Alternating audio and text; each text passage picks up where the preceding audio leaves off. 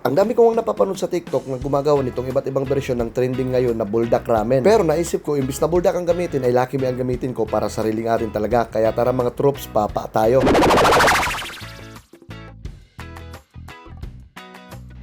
Ayun nga mga troops, ilang araw na nga akong injury dahil sa nadulas nga ako dun sa may pantalan. Kaya eto, hirap na hirap makatayo tsaka maglakad. Pero syempre, hindi dapat natin pigilan o bitinin yung cravings natin. Kaya kahit napakahirap tumayo ay ito, pipilitin pa rin natin. Ayun nga, pasado alas 10 na nga ng gabi itong cravings ko. Sa isang mangkok nga ay maglalagay lang ako dito ng egg yolk. Isang egg yolk lang, tapos isang kutsarang tahini. Ito, tahini o kaya sesame paste. Tapos para magkaroon ng kunting anghang ay ito, naglagay lang ako dito ng kunting Cajun powder. Tapos lagyan lang din natin ng kunting mainit na tubig. Tapos halu-haluin lang natin hanggang sa maging medyo malapot na siya. At ito nga, pagkatapos nga, ito, maghihiwa lang ako ng konting tofu. Yung iba kasi, yung mga napapanood ko na gumagawa ng buldak ramen na yun, ang mga ginagawa nilang protein ay steak o kaya pork. Kaso, low budget lang tayo, wala tayong steak, tsaka ang mahal na rin ng pork, kaya ito, tofu na lang yung gagamitin ko. Medyo mas healthy pa. Ayun nga, pinirito ko lang saglit hanggang sa maging golden brown na itong ating tokwa. Tapos, sinunod ko na rin prituhin itong egg white dahil yung egg yolk lang yung ginamit natin kanina. Imbis na itapon na ito na lang ang gagawin ko. Hindi na rin ako maglalaga ng ibang itlog pang topping. Tapos, ito nga, nagpakulo lang ako dito ng tubig tapos inilagay ko na itong ating hinugasan na napakabig. Napakabig lang din yung gamit ko kasi ito lang yung available. Okay sana kung may bok choy tayo. Kaso nga mabilisan lang to tsaka cravings lang talaga kaya goods na to. Tapos ito na nga yung sinasabi ko, imbis na buldak ramen ang gamitin ay ito, Lucky Me beef yung ginamit ko. Wala namang masama kung susubukan natin at goods na goods din naman ng kinalabasan. Ganun lang din talaga yung ginawa ko kung paano lutuin tong Lucky Me noodles ay ganun lang din. Magpakulo ng tubig, ilagay yung noodles, ilagay yung seasoning tapos halu-haluin lang hanggang sa maluto siya. At ito na nga mga troops, goods na, luto na kaya ito, plating na tayo. Ayan nga, una ko munang inilagay itong sabaw para halu-haluin konti para medyo lumitaw yung pagkakulay puti ng tahini. Tapos isusunod na natin itong ating noodles. Dalawang noodles na itong gamit ko pero ang konti pa rin, bitin pa rin talaga. Ayun nga, inilagay ko na rin itong ating napakuluang napaka-cabbage tapos itinabi ko na rin itong ating piniritong tokwa o kaya tofu. Hindi na rin pala ako naglagay ng minced garlic dun kanina sa ating egg yolk tsaka sa ating tahini kasi dito maglalagay rin naman ako dito ng toasted garlic. Tapos para extra anghang ay ito, may ginawa nga ako dito ng chili garlic oil kaya ito bubudburan lang natin sa paligid tapos kunting sesame seeds lang. Tapos eto na mga troops, goods na goods na. That's it, that's all. Ganun lang kabilis at kadali at saka kasimple. Wala nga akong green onions dito kaya medyo boring itong ating ramen sa ngayon. Pero okay lang, Lucky Me noodles lang din naman kasi itong ginamit natin. Bawi na lang tayo next time pagkagagawa na rin talaga ako ng medyo legit na ramen. Medyo legit lang ha, medyo authentic lang kasi mahirap talaga gayahin kalalo na pagkakulang sa ingredients. Ang authentic na ramen lalo na at tayo ay low budget lamang.